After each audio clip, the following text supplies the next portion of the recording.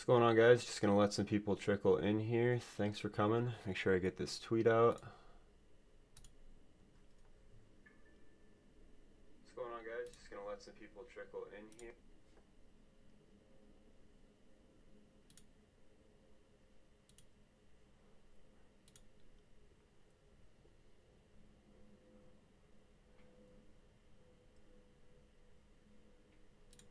Make sure the link works.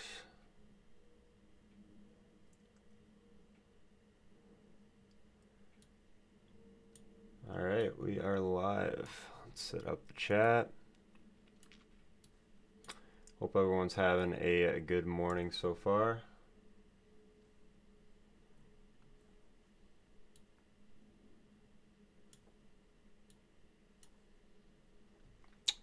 If anyone could toss me a quick note in the chat just so I know it's working, that'd be awesome. What's up, Mamba? Perfect.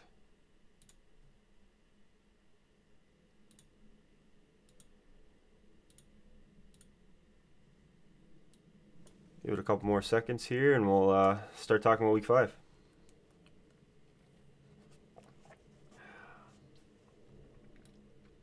I wasn't kidding about the coffee, guys. This is what we're going to do every Sunday. Sure, most of you guys that aren't in the Midwest probably don't know what caribou coffee is, but that's my coffee of choice around this area. I'm actually in Minnesota, so if you're ever in the Midwest, check out Caribou Coffee.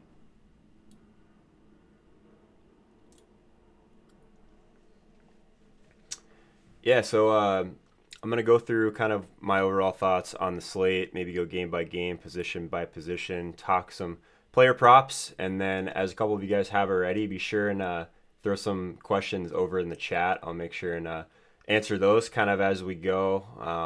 But yeah, really fun week, I think. I kind of like these weeks where there's not necessarily a clear path. We've had a couple weeks in a row where it feels like there's some pretty significant plays that you have to get in. I think there's plenty of those today as well, but with this game that we're going to talk a lot about, this Atlanta-Pittsburgh game, there's so many expensive options that you're not going to be able to just pick everyone for the most part. The value is probably a little bit thinner, in my opinion, today too. So we're going to have to talk about ways to save salary, of course.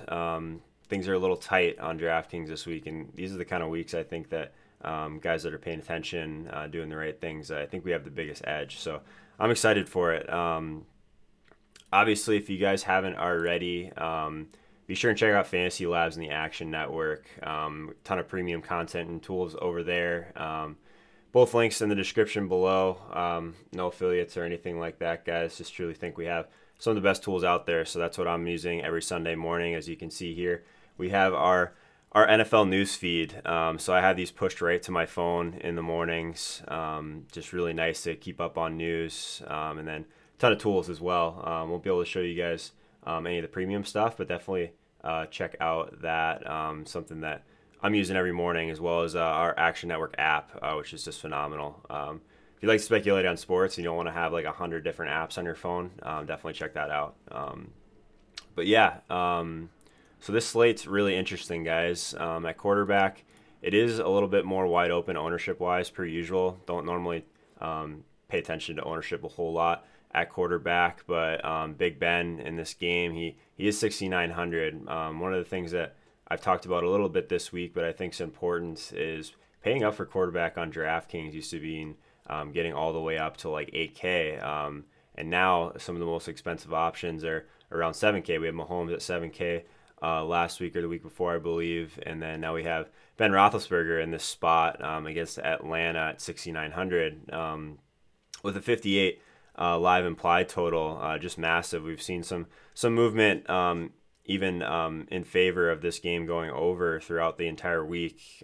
So we haven't seen a total like this since last year. So I'm really excited to see what happens with this Atlanta game. A lot of the ownership is going to probably go to the Pittsburgh side, I would imagine, but it's going to be a really popular game in general. We know how running backs that are using the passing game get shredded this Atlanta team. So definitely interested in James Conner. He's kind of in a core group of, I think, 4 guys at the high end of the salary range that you need to have significant exposure to in GPPs and on your main team. So those four guys that I'm looking at, James Conner at 7,500, and then paying up for a guy like Christian McCaffrey at 8K, and then you probably won't be able to get both of them, but I obviously think that Melvin Gordon and Todd Gurley are phenomenal plays. Like that's kind of the chalk that you're looking to pay up for at the running back position for sure. I think a clear tier below them, you obviously get a ton of savings, but Joe Mixon at 6,900 and TJ Yeldon. Those are two guys that I'm looking at. Yeldon's at 5,600 on DraftKings. I think both are solid plays, but there's definitely some holes you can poke in those guys.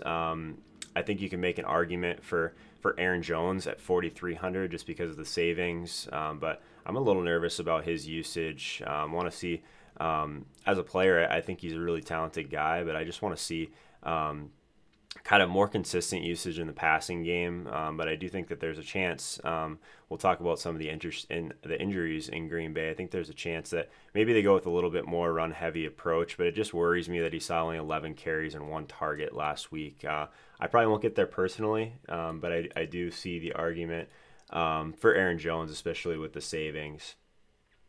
Steals or John Brown in the flex. Yeah, I'm not necessarily on either of those guys. I think both of them are really talented kind of deep threats, but I want to take a quick peek at what their leverage score is. If you guys don't know what leverage score is, it's one of the metrics we use at Fantasy Labs. It's a score based on the player's ceiling and his projected ownership, right? So anytime I'm looking to kind of gain some leverage, it's one of the first things I like to look at. So let's see what John Brown, his leverage score is.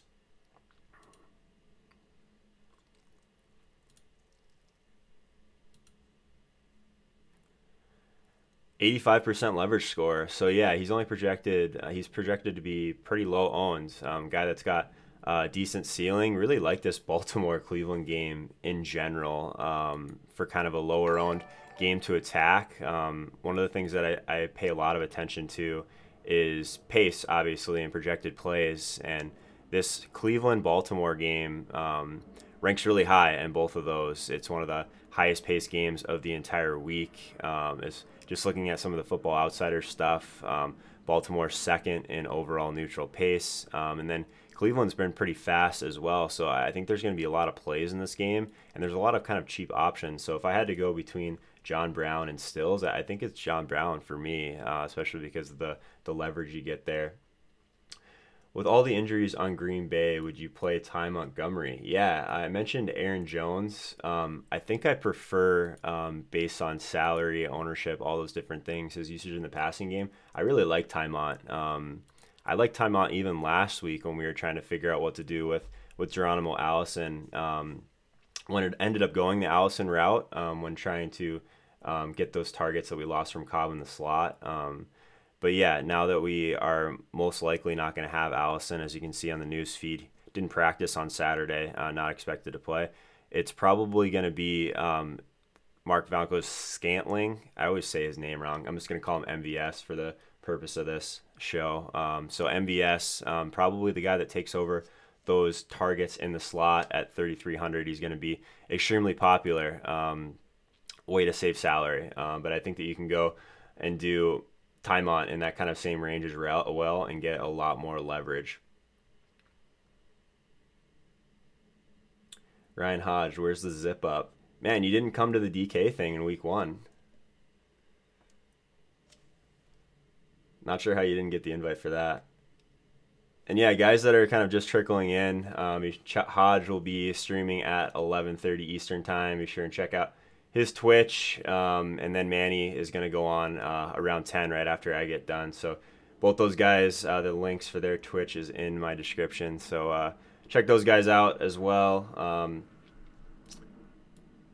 What do you think about Chris Thompson? Had great work rate weeks 1 and 2, but they didn't really use him. Yeah, so Chris Thompson, not on the main slate, but keeping an eye on that. If you guys are playing Showdown, maybe we'll have to do a few more of those type of shows as well. So I believe he's in the so Monday Night Football. So yeah, maybe we'll have to check that out tomorrow. I've been kind of focusing more on the main slate. If you guys don't know, I primarily play the main slate, I actually only roll out a few lineups each week. I kind of play some of the higher dollar single entry tournaments. So you'll see me in the 1K with my main team. So kind of what I'm going through. I'm kind of focused on that main team, and then I'll throw some game stacks and some of the larger field stuff. But on Sunday mornings, I'm really trying to narrow my core, which this week is actually pretty small, which is nice. But yeah, anytime you guys have any more questions, just feel free and throw them in the chat. I'm just going to keep kind of talking about what I think about the slate in general. I haven't really touched on tight end yet because I think it's pretty simple at this point. I think you can pay up for Travis Kelce at 6K. He's the best play raw points. I would say he's probably the way that they're going to attack this Jacksonville defense. I think he's really strong. Like, you got to think of Kelce. If he was a wide receiver at 6K, he'd be pretty near a lock a lot of weeks given his usage and this price. So I don't think we'll see Kelce at 6K again. Jacksonville, like, I get it, but this game's going to be high paced. Like, Kansas City gives up points. If you want one piece of this Kansas City team, I definitely think it's Kelce. It's really hard to get there on a main team, especially when we have a guy like Vance McDonald at 3,700. He's going to be the chalk, but in a week where all the salary matters, at 3,700 just opens up a ton. Talk about it a lot at the tight end position. It's just so important to get that touchdown equity, and one of the ways that you capture that is by targeting the guys in some of these high total games. So if there's a way to kind of get cheap access to this Atlanta game, I definitely think that Vance McDonald is a great way to do that. I used him last year in the playoffs. Guy had like 15 targets. It was insane. So Ben's definitely willing to throw him the ball. So I think that that's important. Something else that I kind of look at this position is target share, obviously, but if the quarterback actually is willing to throw to tight ends, there's plenty of guys that don't throw a ton to tight ends in general. So that's another thing we have over at Labs. We can look at the percentage of times that the quarterback actually does throw to his tight ends. Today, obviously, Mahomes is way up there with how much he's thrown to Kelce, but Ben's actually above average at throwing to his tight ends as well, so I don't mind that. Let me get the actual percentage here for you guys.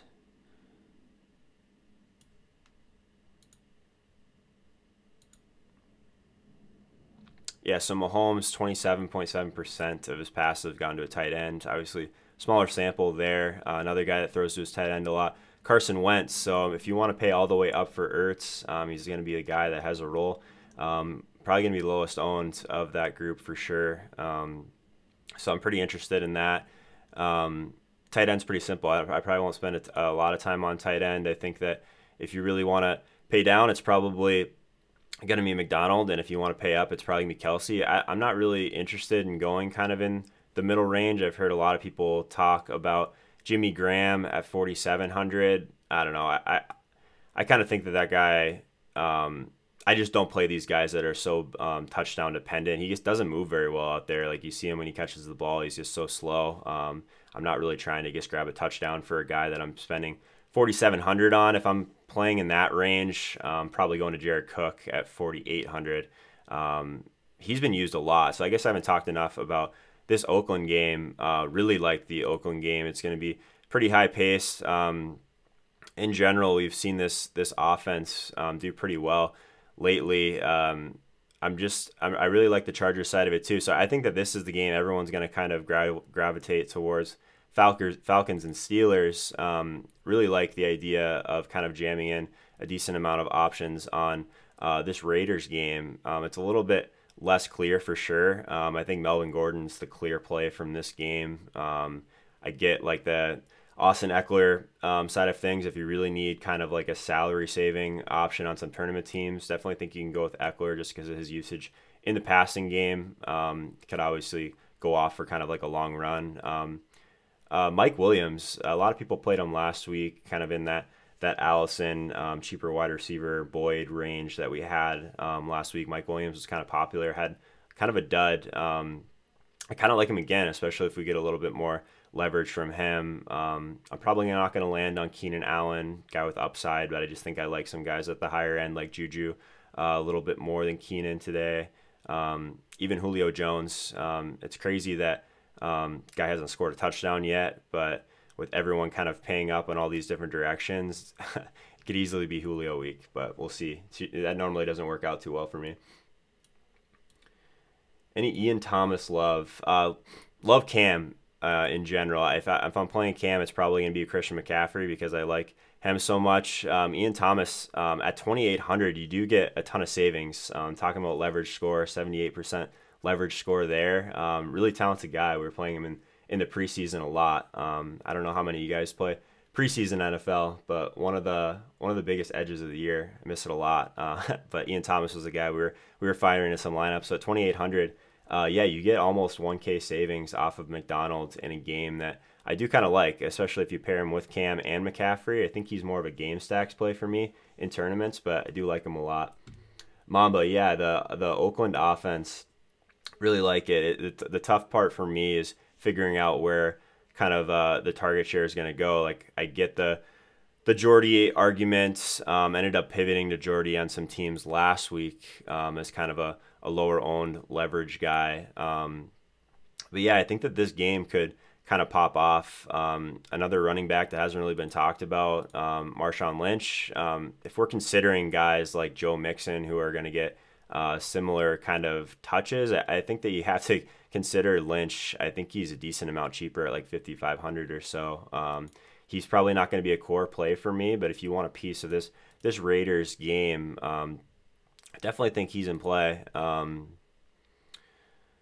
It's probably mostly Melvin Gordon and Jared Cook for me in this game. But if you really can't get up to a guy like Mixon on some of your tournament teams, going down to Lynch, he's been a guy that's, let's see. Yeah, I mean, he's probably going to get 2 or 3 catches. Isn't a guy that's massively involved in the passing game, but he's added a couple targets in each of these games. And then he's going to get his 18 to 20 carries. So yeah, I mean, he's had 9 targets in the last 3 weeks. So he's probably a good bet for 2 to 3 catches yet again. That's kind of where I'm at on this game. It's probably Gordon, Cook, maybe a sprinkle of Lynch and Mike Williams. That's probably where I'm at. What's up, Mike? How you doing, man? Mike Tagliere. Yeah, we used to do a show together a couple years ago. Really wish we could do more of that. He's over at Fantasy Pros now. One of the sharper guys. If you haven't been reading his, he has a long form article that is just insane. Guy writes more than almost anyone in the industry.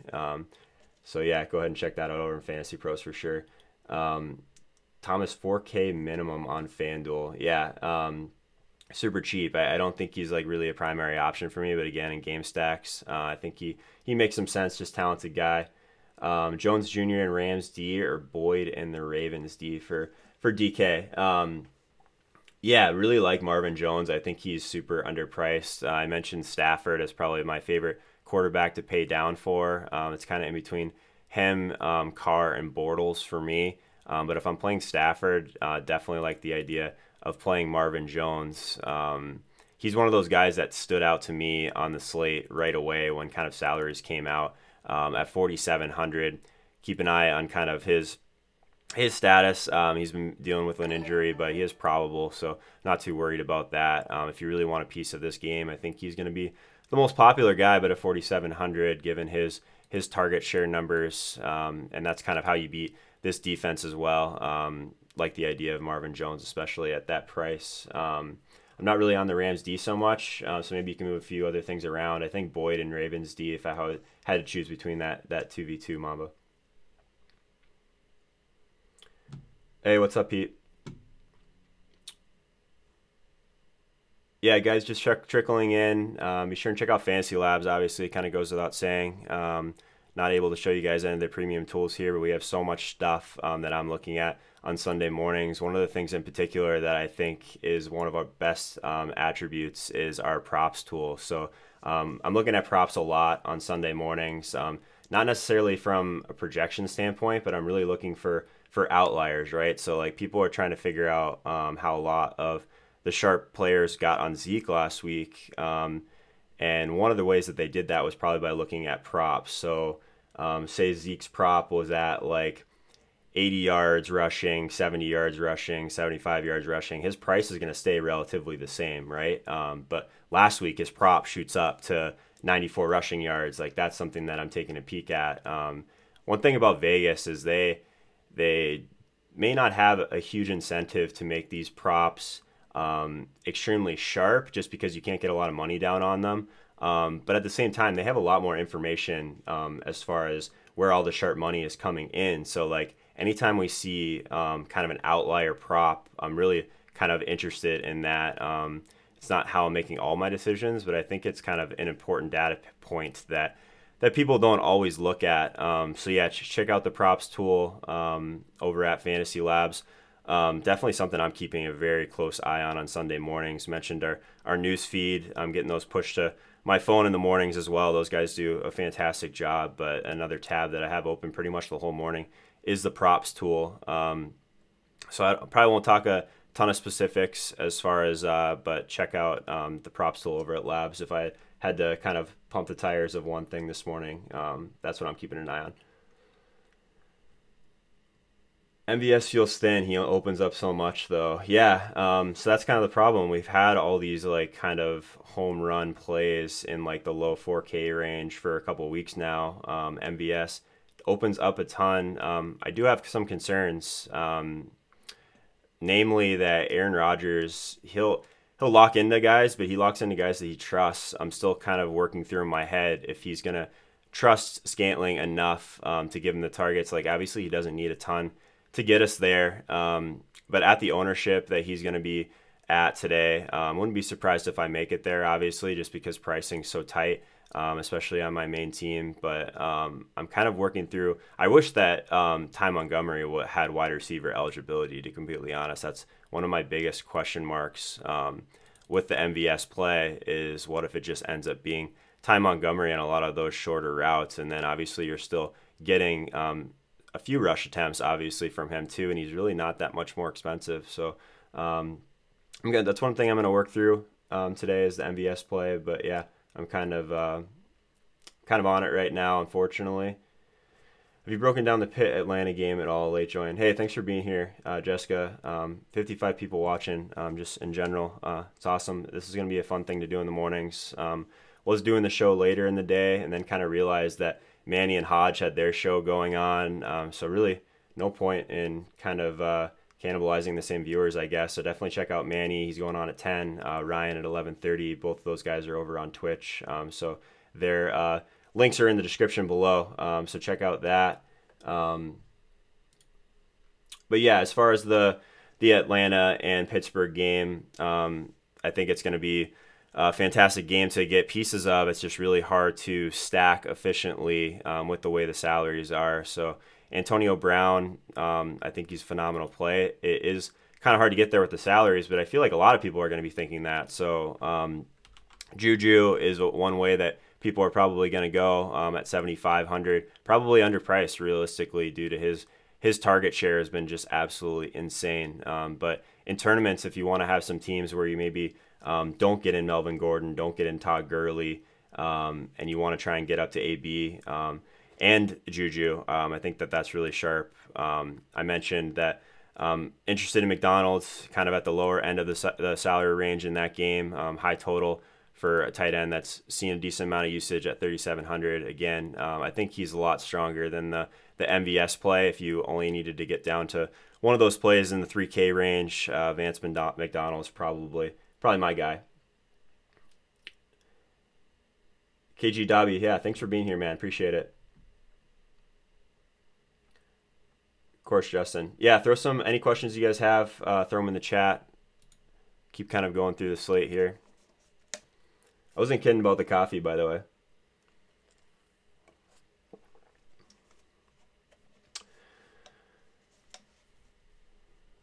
Thanks, Pete. Thanks for hanging out.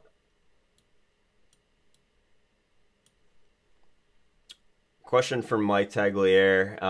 Your take on Derrick Henry this week, the advantage of recency bias and a plus matchup. Yeah, I was kind of taking a look at him.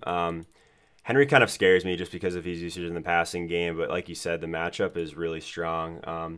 I'm kind of scared of this game a little bit from kind of a pace perspective. But yeah, like obviously Tennessee is a lock on FanDuel. Their price is insane over on FanDuel. So that's kind of the play in this game that I've had my eye on. But as far as Henry, I actually want to see what his price is over on FanDuel.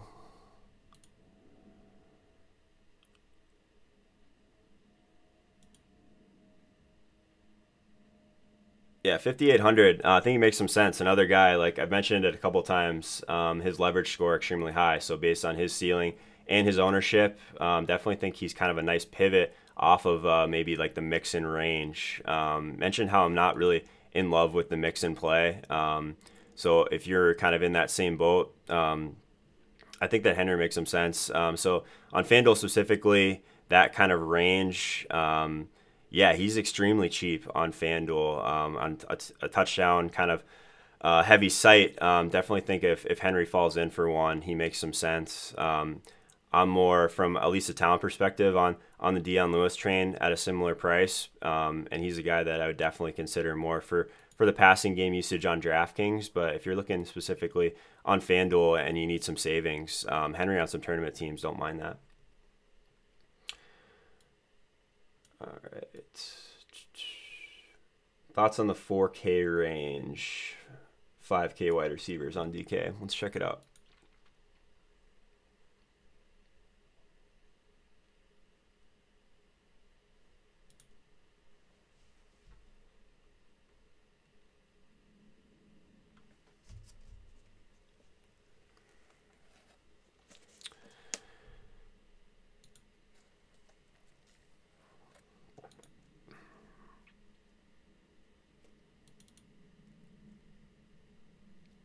Yeah, thanks for all the questions, guys. Keep firing those in there.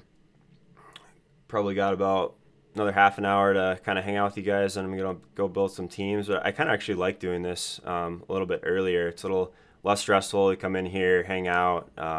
It's great. So yeah, the 5K range, it's probably Marvin Jones for me at 4,700.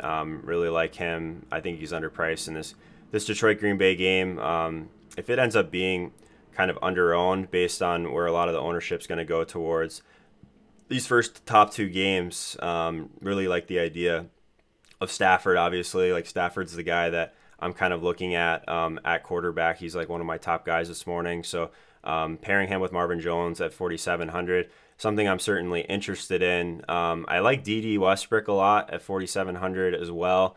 Jordy Nelson at 4,500. This range is pretty decent, actually. As far as DD goes, kind of a DD truther, guy that firing at a lot in the preseason over the years. I think Bortles is in play. I like him a lot at the lower end. I think I'm kind of leading Stafford at this point. Definitely get the Bortles play. I got burned by Bortles a couple weeks ago on FanDuel, so maybe I have a little bit of a bias there. But if you think that KC is going to be able to score points against Jacksonville, like there's a lot of rushing upside with Bortles. I'm probably pairing him with Dede at 4,700. I think I prefer kind of the way he's used against what has really shredded KC. I guess a lot has shredded KC this year, but Bortles at 5,500 on DraftKings, like he's one of those guys that's popping at the top of my model the entire week. And anytime that happens, definitely take a second look at it. As you guys know, our projections are Sean Corner this year, so top three in the accuracy contest. Or sorry, he's won the accuracy contest for the last 3 years. A little bit different. So just insane how good our projections are in our models this year. So anytime a guy's really popping, as far as a plus minus play, definitely taking a look at it. I think Bortles is one of the guys that I might not make it to on my main team, but definitely think if you can have some exposure to him in tournaments, he's one of the top guys to kind of pay down for. I think I prefer him over Carr. Maybe that's not a popular take. Derek Carr, I haven't considered this guy in cash in years, but I get it. The upside of kind of some of these weapons in this game are a little bit probably underpriced. Guys like Jared Cook, and then it allows you, if you were kind of looking at a game stack situation, to play a guy like Melvin Gordon on the other side. That's one thing I actually do kind of like to do in game stack. So one way that you can do it is just by playing all the guys you like. Okay, fine. But another way you can do it is how do you think this game is going to go? So if you think that the Chargers are going to get out in front, what happens if Melvin Gordon scores 2 of those touchdowns, and then he's got really strong game flow in his consideration as well. So a way that you can game stack the Raiders and Chargers game is play Melvin Gordon on the Chargers side and then stack a bunch of guys with Derek Carr on the other side. So if the Chargers are ahead, hopefully Gordon's going to continue to get those touches, and then you got all the upside of the Raiders guys that are going to be behind throwing. So I like the idea of jamming in a lot of Raiders. You can even throw Marshawn Lynch into that as well. I'm just trying to capture all the touchdowns. But trying to figure out how the game's going to go, I think, is a lot more important than just like picking what you think are the best plays in the game necessarily. All right. Yeah, Hodge, MVS is thin. Yeah, I talked a little bit about MVS before. My main worry is Ty Montgomery. Like, what if he's the one that gets a lot of those passes? I think that my worry with MVS is maybe that Rodgers doesn't completely trust him. I think that the way these like lower end plays have really hit the first few weeks of the season, like I don't think it's always going to be like that. So my main team right now is jamming in some of those running backs that we talked about. McCaffrey, definitely trying to get there to those running backs first, but trying to kind of go mid-range the rest of the way is the challenge, but what I'm kind of leaning towards. I think McDonald's the guy that I want at the cheapest end of the salary scale because MVS kind of scares me, honestly. I think he's looking like a pretty decent fade in tournaments because there's so many question marks about him. But if you don't play MVS, you're definitely going to have kind of like a different lineup construction in general, which I think is important in tournaments.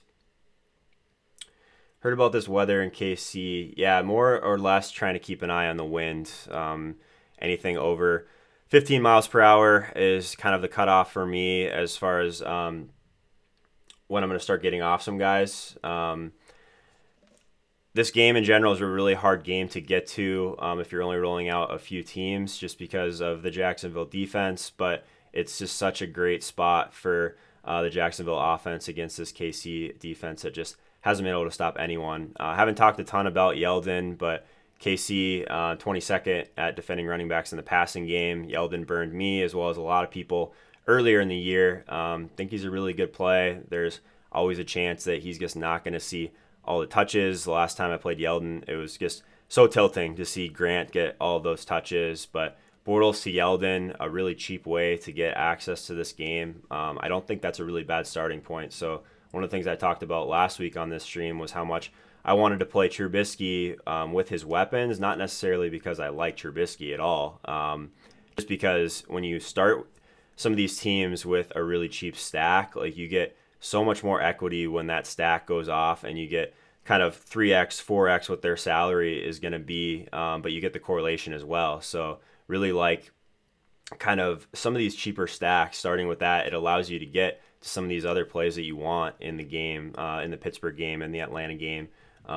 So I think that in that KC game, starting with Bortles, maybe going to Yeldon or Dede is a really cheap way to kind of get some correlation in a game that we like. Maybe you bring it back with Kelsey in a game stack. He's kind of the guy on KC that I'm the most interested in. I don't typically play a ton of Tyreek Hill, which has obviously burned me. But if there's one guy in the entire league that has a chance to get behind this Jacksonville defense, Tyreek Hill could get deep for one at low ownership. Could easily see it happening. These are the kind of games where it makes sense, to me at least, to be heavier on a guy like Tyreek Hill in tournaments when everyone is concentrated on the narrative of him not being able to do well in this matchup. I actually want to look at his price. I haven't really considered him a ton. But yeah, he'd be a guy that I would be concerned with if the win kind of gets up in this game. Especially if he ends up seeing some deep targets, that's going to affect Mahomes' usage on deep targets. So 6,900 for Tyreek Hill, and he's kind of in that when he probably could spend 600 to get up to Juju. I obviously like Juju more, but yeah, I think at tournaments, if you want to get lower ownership on a guy, it makes some sense. All right, This is great, guys. Thanks for all the questions in the chat. Eckler, Galladay, Bills versus Yeldon, Mike Williams, Bengals. Bills D, yeah, they opened up a ton. I've messed around with some Bills D teams. It's probably the Yeldon, Mike Williams side of things for me, and then the Bengals D. I really like the Bengals D. I've been kind of bullish on them since the beginning of the season. Their pass rush is something that I think has a chance to continue to kind of be really strong. Okay, so 1110 tweeted, I guess, not too long ago about the winds being under 10 miles per hour. So, yeah, I'm not really too worried about the rain in that game, more looking at the wind. Thoughts on Hayden Hurst as a dart throw in GPPs? Yeah, probably a little bit thin for me. More of a kind of 150 max type play, in my opinion. But, yeah, I think if you're really trying to save some salary, I think there's some better ways to go. But that's pretty interesting, I guess. Take a second look at it here.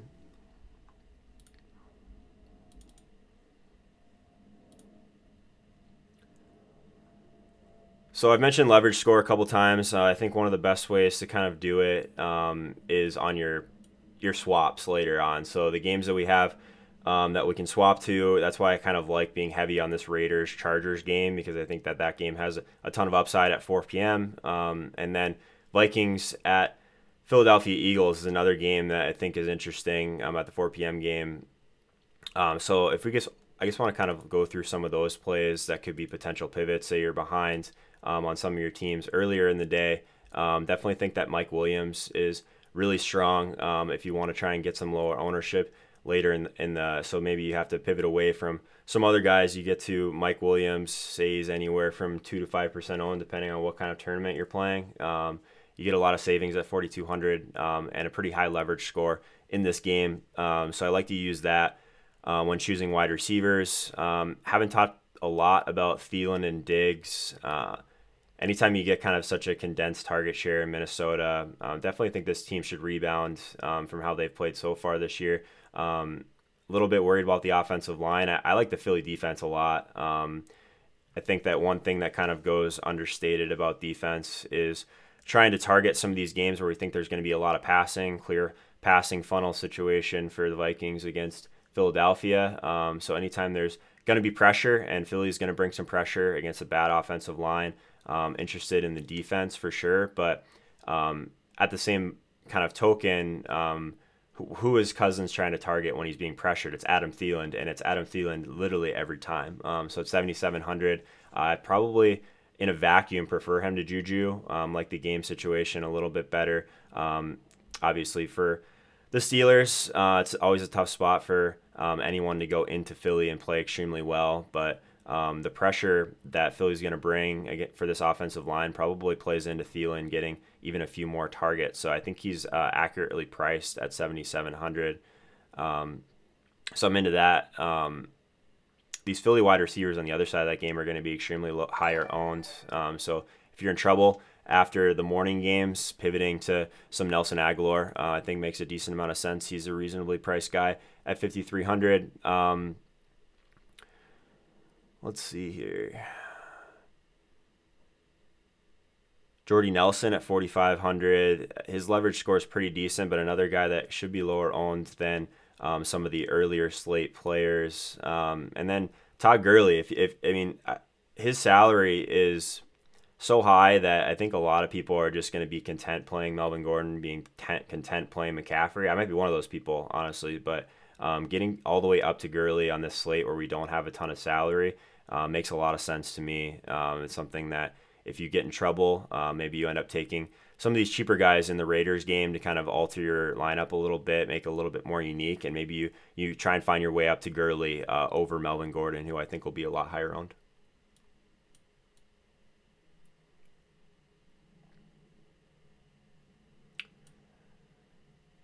Value of Christian Kirk in cash. Yeah, I like Christian Kirk a lot. I don't think I'm playing him in cash. I'm probably going to be MVS in that range. It's kind of thin though, right?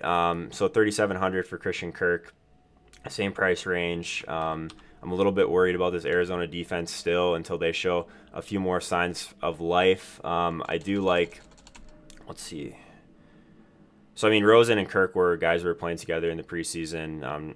Not to harp on that, but I do think that they have some chemistry. Um, Larry Fitzgerald all the way down to 4,700. That's crazy. But they play the same role, right? So it's really tough. The snaps, if we think the snaps are going to be there for Christian Kirk, I still think that a lot of these 3K guys are super thin today. I think that it's a really decent pivot in that range. But if I'm going to pivot off of MVS, it's probably going to be Ty Montgomery in a similar price range. Sanu or Taiwan Taylor? Yeah, Sanu. I like Sanu a lot. I think he's a really great way to get cheap access to that Pittsburgh game. I haven't really been on the Ridley train the last couple weeks, and it's burned me. But Sanu has been seeing arguably more valuable target share. He's been seeing a decent amount of snaps as well. I think that at some point Ridley's going to kind of regress back, and Sanu could be one of those guys that just eats in the middle of the field. I don't know if there's a ton of high-end upside with him, but let's see what he... Yeah, so kind of a middling ownership play, but at 4K, if you do have the extra salary off of MBS and you want to get to Sanu, trying to get a cheap piece of this game makes a lot of sense. So I think I'm Sanu over Taiwan Taylor, Vanilla, but thanks for your question. It's becoming clear that in these 150 max tournaments, it makes sense to run a 4 or 5 man stack. Do you feel the same way for single entry? Yeah, so single entry, I think the bigger question always with tournaments is how many people are in it, right? Even if it's a single max tournament, if there's 2,000 people in it, say you're playing something like the Spy that's a little bit bigger, I think game stacks are almost a necessity. I think that you really need to try and get that added correlation for when you have to pass a lot of these teams. I still think that that's kind of the way to go with tournaments. The way that I attack the larger field stuff is through game stacks and cycling through some of the best plays around that, because another thing that you guys will notice, if you spend some time with our tools at Fantasy Labs, we have a contest dashboard so you can actually see the ownership of different stacks. It's awesome. And one thing that you'll notice right away, if you put in 3 or 4 players into the stacks tool, you're already almost unique, like compared to the large field. Like we kind of get stuck in our little bubble sometimes, and maybe people think that stacking is getting super popular, but outside of our bubble, it's really not as popular. So you could stack for example, the Raiders. I talked about this stack earlier. Playing a bunch of these cheaper Raiders with Derek Carr, bringing it back with Melvin Gordon, you're already kind of unique in tournaments more than you think. And then you don't really have to get too crazy. Like I think people get too contrarian in these single entry stuff. Larger field, playing a game stack, you can still play some chalk plays around it. I think that's totally fine. Maybe you play Vance McDonald to get some savings, and then you end up playing McCaffrey because you think his role is just insane. Like you don't have to get crazy with the rest of your team, because the fact that you've game stacked like already gives you a significant kind of ownership leverage perspective difference from a lot of the field, not necessarily all the sharp players. So one more thing I'll talk about on single entry. So smaller field stuff, that's kind of what I focus on. And I think people get too contrarian in those. That's just my opinion. I think there's a lot of tournaments, 50 people, less than 50 people, even like 100 people. I think you can make the optimal team and do relatively well over the course of an NFL season. One of the things that I've been doing with my 1K team is reviewing that contest on DraftKings, the 1060 Game Changer. So check that out in some of my past videos. But one thing that I think is, that I've been seeing at least, is getting an ownership discount on some of what I think are kind of the best plays every day. So anytime I can get, so last week, I thought Breeze, from kind of a raw points perspective, let's forget about what happened in general, like the information we had. Breeze was one of the top raw plays points of the entire week. He's 11% owned in some of the higher stakes single entry stuff, because a lot of people are not necessarily trying to get cute, but it's kind of like the I'm smarter than you crowd, right? So there's a lot of people that are trying to do some crazy stuff in these tournaments to get to the top, and with 50 people, you just really don't have to do that. So that's kind of my take on some of the single entry, smaller field stuff. Yeah, guys, best way to kind of support the channel, support my work. If you like my work, if you want to continue seeing more of these videos, first off, check out Fantasy Labs and the Action Network. But if you want to take that a step further, subscribe to the channel, like this video. Would really appreciate that. Just want to kind of grow the community a little bit. I want to keep doing these shows. So yeah, after this, be sure and check out Manny at 10. He's over on Twitch, and then Ryan Hodge at 11:30. Just a really kind of, I like this interactive stuff on Sunday mornings, right? Like I've got a lot of teams built. Just want to kind of bounce some ideas off of some sharp people. So hopefully you guys have found some value in this morning. Jimmy Graham in cash. Talked a little bit about Jimmy Graham earlier. I think that he's fine given his price. If you're really scared off the MVS play and you think that Jimmy Graham is going to get some more usage, I think that makes some sense. I don't see a ton of upside from this guy, honestly. I think that if he scores a touchdown, great, but you're going to need it at that salary. So I don't think you're going to see Jimmy Graham running down the field breaking 30, 40-yard catches. It's not something you have to have, but if he doesn't score a touchdown, you're going to be in trouble in cash games for sure. A lot of talk on James Conner bounce back thoughts. Yeah, James Conner, he's on my main team right now. I think that against this Atlanta team, just bleeds usage to running backs in the passing game. I think that it's a really good spot for Conner. Just if people have kind of gotten off of him because his usage has dropped off a little bit. I'm more invested in this situation. I just think it's such a great game environment. I'm definitely in on Conner, especially since he's a lot cheaper than some of those other guys. Just the savings that you get from Gurley to Conner, for example, is just crazy on a week that we need a lot of salary. So we'd love to get some of those higher priced guys like Gordon, McCaffrey, Gurley, but getting there with James Conner at 7,500 is something that I'm strongly considering on my main team. Any Gazelle love, no Benjamin, so he's going to be out there a ton. Yeah, I think this helps Mike Williams a little bit more than Gazelle. I honestly think that both of them are going to be similarly low owned. I think for me, it's Mike Williams. I think he's the guy. The Benjamin thing, he's out so much that I don't know if it really affects the target share a ton, to be completely honest. If you're playing Cousins and his two wide receivers, would you run it back with an Eagles player? Yeah, I kind of agree with James right below you, Ertz or Aguilar. I think anytime you can play Ertz in kind of a pay up to contrarian spot, it makes some sense. So he'd be the guy that I would roll that one back with.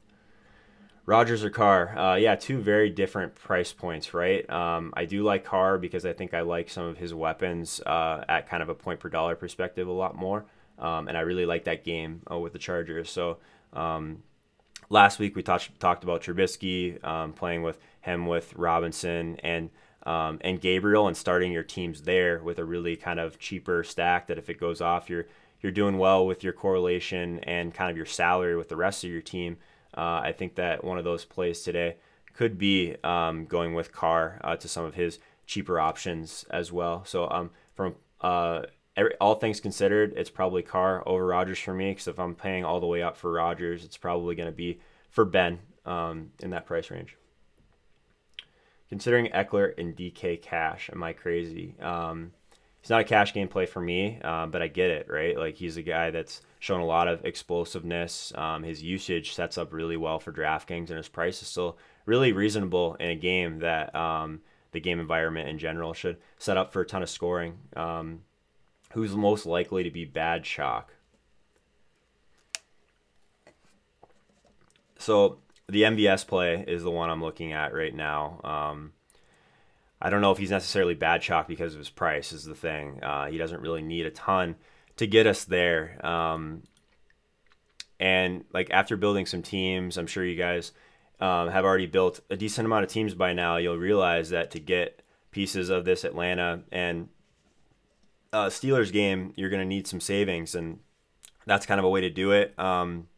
I really like kind of this new pivot off of MBS if you can find a little bit more salary. As far as good chalk, the running backs that I've been talking about at the high end, I definitely think that anytime you can lock up those points, I think it's pretty good chalk. Let me take a look at some of these other high-owned plays here, see if I kind of disagree with any of this.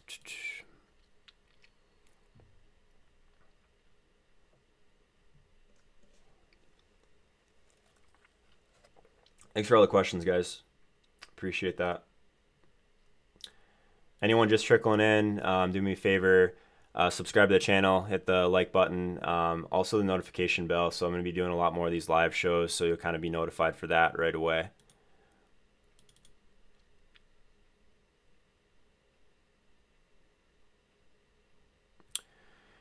Okay, so just looking at some ownership stuff. Haven't talked about Doug Baldwin yet at 5K. I'm kind of scared of the Seattle team, to be honest. Like one of the things that stood out right away was how cheap Russell Wilson was. And yeah, he's cheap for a reason. Like their offensive line just can't stop anyone, and Wilson just hasn't shown kind of the rushing upside that he has in the past. At 5K, I get the Doug Baldwin play. This could very easily be the cheap quarterback to wide receiver stack that you could start with on some tournaments to get into some of these higher price guys that we want to play. At 5K, I definitely don't think he's necessarily bad chalk. I think I just prefer Marvin Jones at 4,700 with Stafford.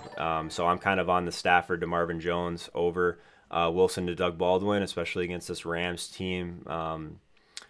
Yeah, I mean, we might not see him this cheap again. I get the targets are there, but I'm kind of on the Detroit side of that 1v1 or 2v2. Jimmy Graham, not necessarily. I don't know if he's going to be chalky, but I've talked about how I'm not in love with the Jimmy Graham play today. TJ Yeldon at 5,600.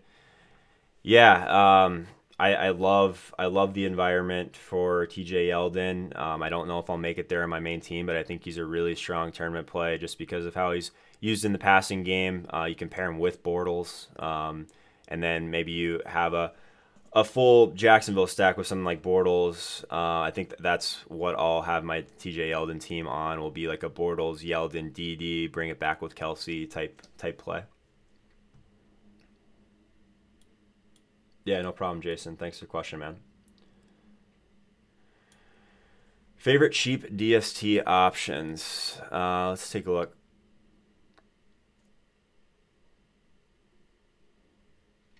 I mean, if you're looking at cheap defenses, it's probably Baltimore at 2,800.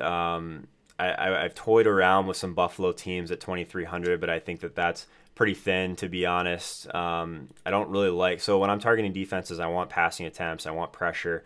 But I also want pace, and I think that the pace in that game is going to be a little bit lower. I don't really play defenses that are dogs, so I'm probably not on the Buffalo train. I think Carolina, I guess they're kind of more of a mid-range play, but they're one of the ones that I'm considering. Home favorite, decent, coming off a bye, a team that pressures a lot against this Giants team that is just an absolute disaster. If you want to go a slightly cheaper than Baltimore, I really like the Jets. They are a 1-point underdog at this point, but I think that it's a pretty good spot for the Jets, another team that's been pressuring a decent amount. And then kind of maybe a little bit more off the board. I'm not sure how popular they'll be, but Philly defense against Minnesota. Like I never really get scared of these teams that we think are going to score points, right? Like just because I think Kirk Cousins and Diggs, Thielen, like all these Minnesota guys are really strong tournament plays. I kind of like the Philly defense at 2,600. They're a favorite at home, but in a game environment that's going to skew very heavily towards the pass. And then Minnesota's offensive line is just a complete and utter disaster. Philly's going to pressure. Like I think Philly at 2,600 is like kind of trending to be one of my favorite defenses on the entire slate. Probably do prefer Baltimore, even though they are on the road. They're a team that we have projected for the most sacks on the entire slate. So that's another one of the metrics that I'm using. I think only Tennessee has a higher sack projection today than Baltimore. So Baltimore at 2,800 makes a lot of sense. On FanDuel, probably just going to lock Tennessee, to be honest. They're just so underpriced on FanDuel at 3,900 against Buffalo. It's completely insane. FanDuel kind of dropped the ball on that one. Not playing Wilson. Seen some people are saying he's cash viable. Can't trust it. Yeah, at the lower end of the salary range, I'm kind of on, talked about it a bunch, Bortles, Stafford, and Carr. I think all those guys make more sense to me than Wilson. important to realize that Baldwin can have a good game without Wilson having a good game. Yeah, I think that that's a really good point. So one of the things I talked about a couple weeks ago was how Julio Jones can have a good game without Matt Ryan. That didn't work out so well, but I think that the thought process is fine, right? Like, say Wilson scores or throws one or two touchdowns, doesn't really get there from a yardage perspective, but one of those touchdowns is to Baldwin. Baldwin goes something like 5 catches for 70 yards and a touchdown. Like, you're there at 5K. So definitely, if I had to choose between Wilson and Baldwin, I think it's probably Baldwin. So I agree with you, Darren. Stuck between Connor and Juju and Cash, which is safer, which is higher ceiling. Yeah. If you guys have listened to me, read any of my content, I skew towards locking in that volume at running back when I have a tight decision. So I think that Juju, yeah, you might have some more upside, but Connor and Cash over Juju is a pretty easy decision for me. Kelly, what's up, man? Thanks for being here. 49ers defense. Yeah, I wasn't really on the 49ers defense at 3,800 on FanDuel. Maybe they make a lot of sense. One of the higher leverage score defenses. They stop the run really well. Yeah, at 3K, I'm not really going there on DraftKings. But again, really high leverage play if you're trying to get lower ownership in mass multi-entry. San Francisco will definitely accomplish that for you. I think I like some of the 2,800 to kind of 2,600 range considerably more on DraftKings specifically. But yeah, makes some sense if you're just trying to get some lower ownership on like a mass multi-play.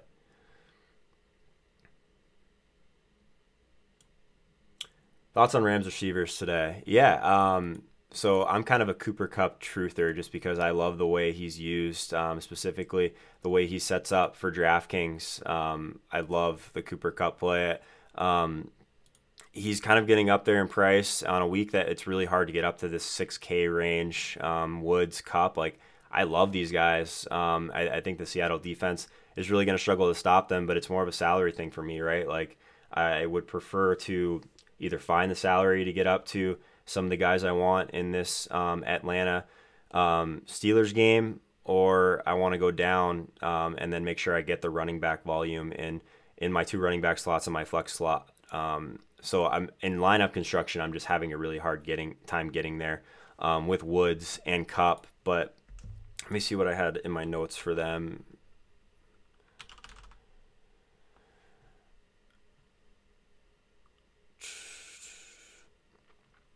I just wrote kind of the target share stuff down. Woods is he's got like the higher percentage of team air yards. Woods is just smashing all those air yards and Whopper categories. For his price, I think he makes a lot of sense. Cooper Kupp's more like the underneath guy, right? But he's still seeing the usage that we want.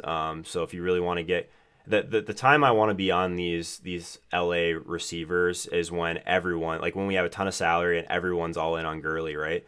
And that's not to mean I was going to fade Gurley, but I like there's a couple, I think it was week 2, everyone was basically playing Gurley. I had a ton of Goff stacks with Woods, Kupp, and Gurley, right? I think that's the best way kind of to attack these receivers, because it's not that they're priced out, it's just really hard to get to that range, if that makes sense, at 6K.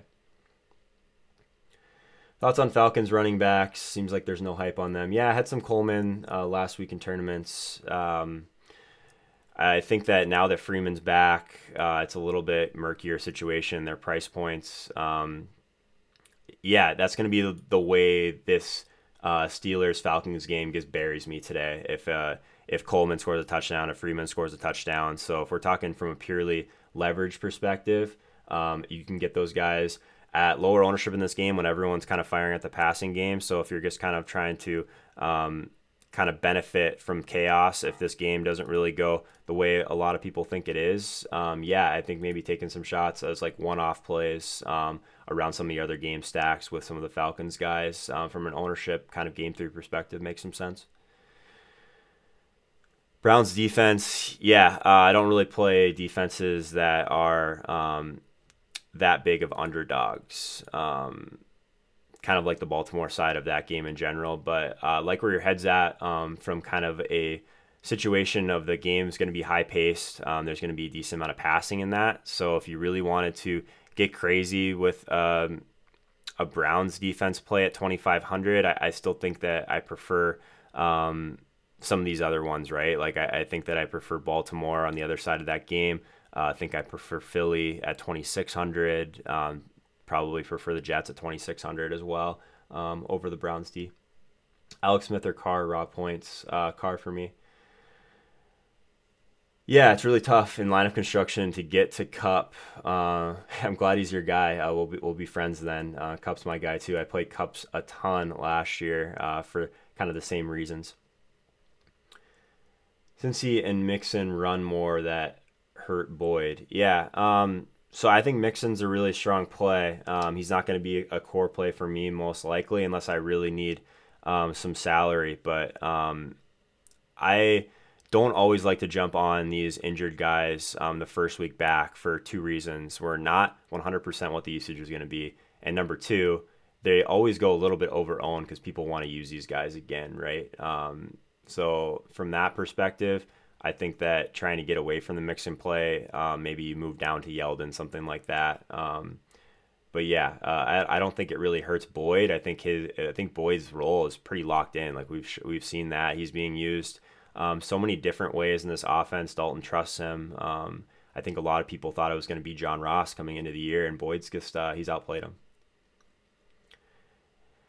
Defense at 2,300 or under. Yeah.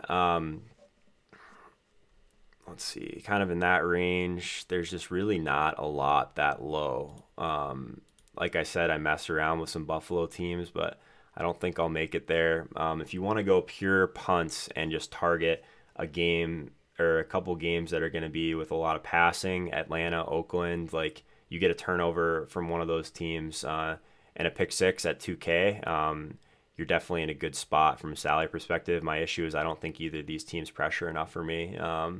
From kind of a pressure perspective, projected sacks at that low, I guess you can make an argument for Detroit's defense against Aaron Rodgers, but man, that seems thin. Below 2.3K, I guess seems really, really tough. Yeah, you're welcome, Vanilla. Thanks for coming. Yeah, anyone still here or trickling in that hasn't subscribed to the channel, would really appreciate it. Check out Fantasy Labs. If you guys are moving over now, I think Manny should be going live anytime over on Twitch. You can see his link in my description below, and then right after him, Hodge will be live at 11:30 Eastern. So I'm just going to kind of finish up these last couple questions. Jason asking about Corey Davis. Yeah, Corey Davis was my big leverage play last week. Had him pretty much everywhere, which worked out. And what led me there was some of his advanced stats, right? Like taking a look at Whopper and air yards is something that I'm looking at, but more looking at guys that haven't totally made it there on their points yet in a good game situation. So his target share is just insane for his price. I talked a little bit about that game earlier, but I don't love it for pace. Don't love it for kind of the offensive line matchup, especially in game stacks. It's really tough because there's not really much on the Buffalo side that I'm super interested in.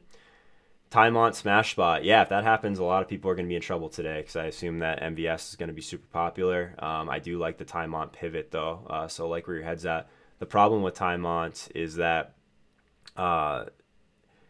giving away one of your running back slots, right, that are so valuable, even your flex spot, is something that's hard to do. So yeah, that's kind of the main, I guess, argument for MVS is that he gives you the wide receiver slot at some savings. So. All right, guys, I think I'm going to wrap this up. Be sure and check out Fantasy Labs. Subscribe to the channel if you haven't already. Like this video. Appreciate all you guys coming. It's been fun. I think I'm going to continue to do this on Sunday mornings. Kind of get our feet wet here on the slate. Keep an eye on the YouTube channel throughout the week as well. I'll be reviewing my main lineup in the 1K and then throwing up some other videos throughout the week as well. Thanks for coming a lot, guys. I really appreciate everything. Check out Fantasy Labs, of course. I'm going to be checking out some props here pretty soon. So, yeah, all right. Thanks, guys. Good talk, and I'll see you out there.